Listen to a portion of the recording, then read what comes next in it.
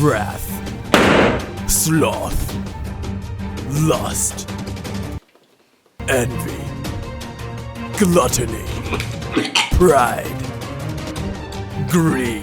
Rantoni Pepperoni Fire merch has arrived. Get it before Christmas, y'all. A drug-dealing pederast, actually. Ranton! Welcome to another retro show. Darksiders 3. My hype level for this game was about medium rare, with some sauce hollandaise, and I was born in the year 93. The Darksiders franchise passed me by a little the past years. But now I'm sitting here wondering, did I fall asleep? Is this all a dream? Wake me up! Because this game is quite good. War. Death. Strife. And furries are disgusting, mate. These are the riders of the apocalypse. So as you may have guessed, it's the apocalypse. Yuck, yuck, yuck, yuck, yuck, yuck, yuck. Two of them are busy. How do you know I'm a scammer? One of them is chained up. I think this is war, or should I say War-Talooza. So only Fury is left to take care of the job. Whoa.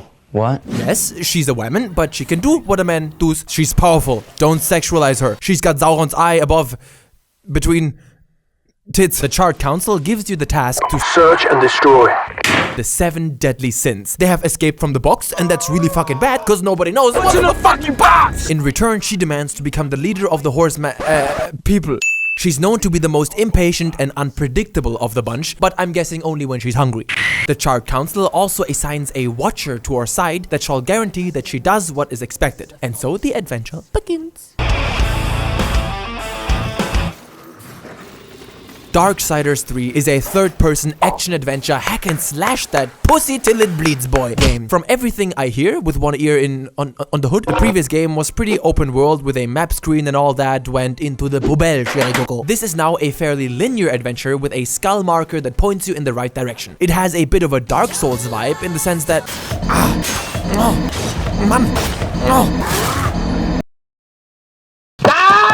But also because it's a continuous world with backtracking and a lot of intertwined locations with stalagmites and stalactites. But in general, you are moving one way, so no choice, but also not really pro-life.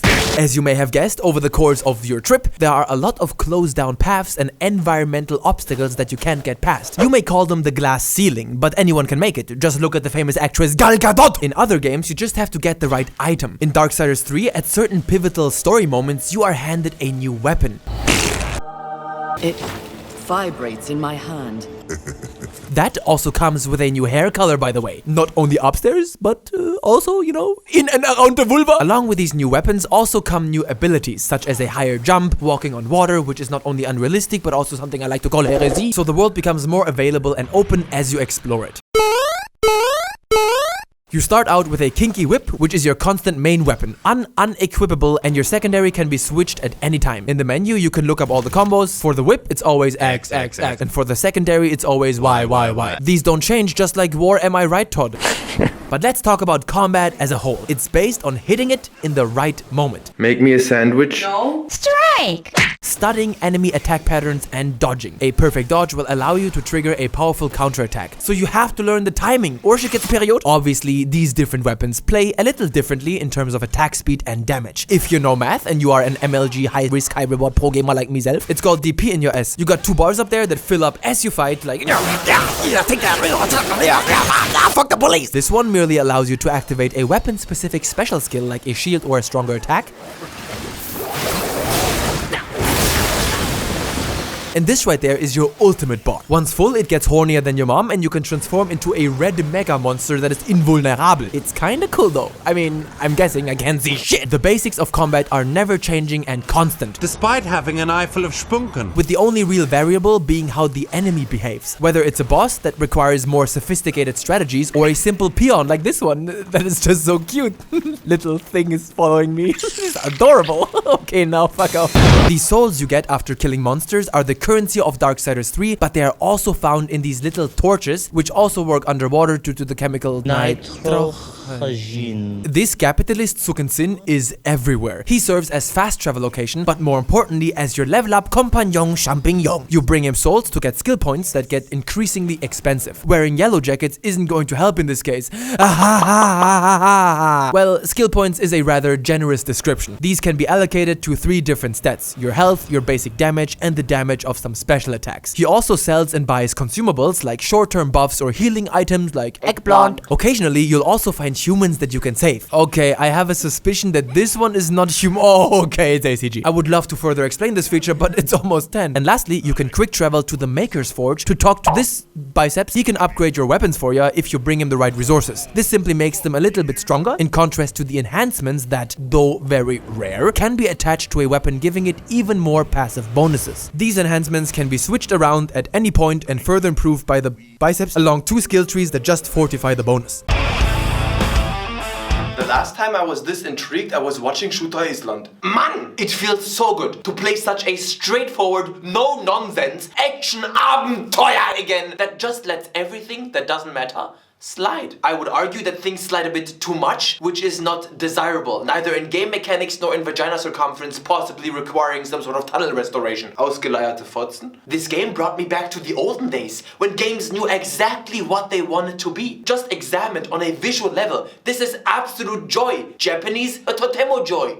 First, Monster design is a creative explosion of beauty. Look at this! Beast, yes, monsters. I am not lying. What? When I tell you that each and every single monster you find looks awesome. Monsters? Yes, this undeniably culminates in the boss design. I was in awe, bro. In awe. All this gold. Who lives here? Scrooge McFuck! I almost forgot what this is like. To have these stunning character designs with a slight hint of cell shading graphics. I nearly forgot, and I can now confirm that it's in fact good. But this attention to detail isn't limited to the bosses and monsters. The entire world is an oeuvre to behold, Bruder. Hashtag notification squad. This place is beautiful.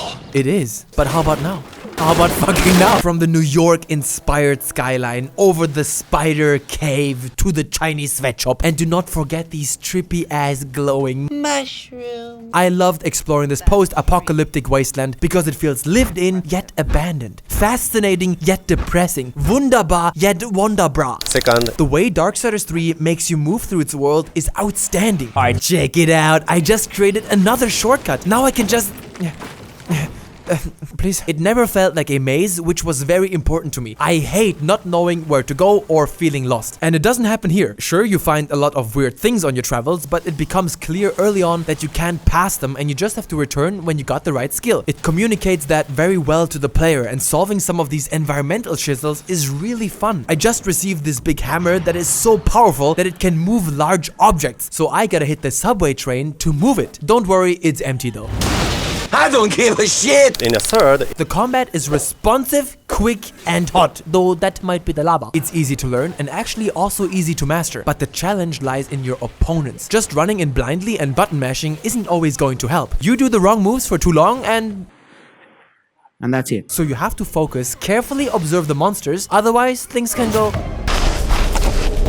And that's exactly what keeps the gameplay pretty fresh over time. The variety that is added and how it interplays with the environment. Not 1 hour goes by without you finding yourself in a new exciting place with new exciting enemies, getting her wet from top to clit. It's always a pleasure and it motivates like hell. Especially, ladies and gentlemen, the boss fights. I already praised their visual design, but from a gameplay perspective, they, mostly, are just excellent. It is worth playing for the boss fights alone, and that is quite the accomplishment. Darksiders 3 is about testing your skills. There are no excuses. It's never unfair and always rewarding. But now, it's time to slowly move on to where Darksiders 3 left me with some blue balls. They are real, girls. And yellow. I found the premise quite Interesting. It caught my attention right from the intro cutscene by mentioning Twix, the 7 deadly sins, riders of the apocalypse, all this ancient mystical shebang. It's just cool, and if you disagree, then may Anubis help you. Get it? Anubis? Cause it's just mystical ancient awesome shit. Since the very beginning of the game, Darksiders 3 continuously hints towards a big conspiracy happening behind the scenes. And without giving away any spoilers, the story payoff is extremely predictable and disappointing. Conspiracy? Really? More like... The plot remains too simplistic and one-dimensional with very little extra sauce and deep shit to ponder over while taking a shit. This leads to the main issue that I take with this. I would argue that Darksiders 3 is basically a perfect game. It doesn't have any gameplay flaws. It be what it set out to be, without a doubt, undoubtedly, and those who look down on me, I'm tearing down Calgary. It reaches the bar that it aims for. 100% of the potential has been unleashed. Problem being that it just isn't enough. Please remember, my reviews are subjective, so there's no reason to fist an Apfelstrudel over this. I found that having the same combo setup with each weapon that never changes quite disappoints. You don't learn new attacks, making the excitement you feel when you get a new weapon underwhelming. Every fight essentially boils down to the same thing. Dodge at the right moment, then proceed to Kocich. It never ceases to be fun, but it ceases to thrill and captivate you about halfway through. There's just no depth. It lives and dies with the enemy types you're facing, and that's alright, but just not great. Furthermore, the game literally offers zero surprises. It doesn't dare anything we haven't seen before plenty of times. Old school is fine and dandy, but innovate a little bit. Not so much by the book, please. And that's my secret, guys. I don't read books. The bare bones progression system seemed more like an afterthought to me. It doesn't really add complexity, and I doubt that it's even supposed to. It's a half measure that the game would have done well without. Sometimes less is more. That's also what my wife tells me 3 times a week, sometimes 2. I was only 3 hours in when I already started to randomly assign shit without caring. Also, take a look at this armor menu. Why is this here? There is no armor to be found in this game, and if there is, it's very well hidden or some sort of secret shit. Better remove a feature than expose it for what pathetic bullcrap it is. She's always wearing the same clothes, whether it's her gloves or her boots, and I'm sitting here wondering, wer oder was ist ein gefreiter Boots? I haven't played the first Darksiders, and I played a tiny bit of the second one. I really enjoy the armor system. You know me, guys, I always love having armor. Armore mio. If you choose to cut that out, alright, but don't remind me, guys. Don't rub it in my face, please, pendejo. It took me 14.5 hours to get to the end, which is very nice, and I'm not surprised, considering that none other than Daniel motherfucking Craig was involved in the development. Did you have fun making the game? Yes! Yes! The available difficulty settings are story, balance, challenging, apocalyptic, and kunkel. I played about 60% on Challenge, that's right. Yeah. Oh. and the rest on balanced, cause it was sometimes just a little too hardcore for me. I admit, I sucked it. Unfortunately, there is no New Game Plus, nor the option to replay bosses for some high scores, which I really would have loved, so that's a big missed opportunity. This is such a complete hard choice, mate. My final rating for Darksiders 3 is going to be a very strong, strongest possible 8 out of 10. But what's way more important is that I just dropped the most fire merch the game has ever seen. Rantoni Pepperoni, get yours before Christmas. I want to sell at least a lot. I want to see you all wearing this shit. I want to see somebody next year at Gamescom who has this. Give it to your friends. Rantoni Pepperoni, all the other merch is shit. It's epic. Get it before Christmas. Bad child. Also, don't forget to support me on Patreon. No, but seriously. Rantoni out.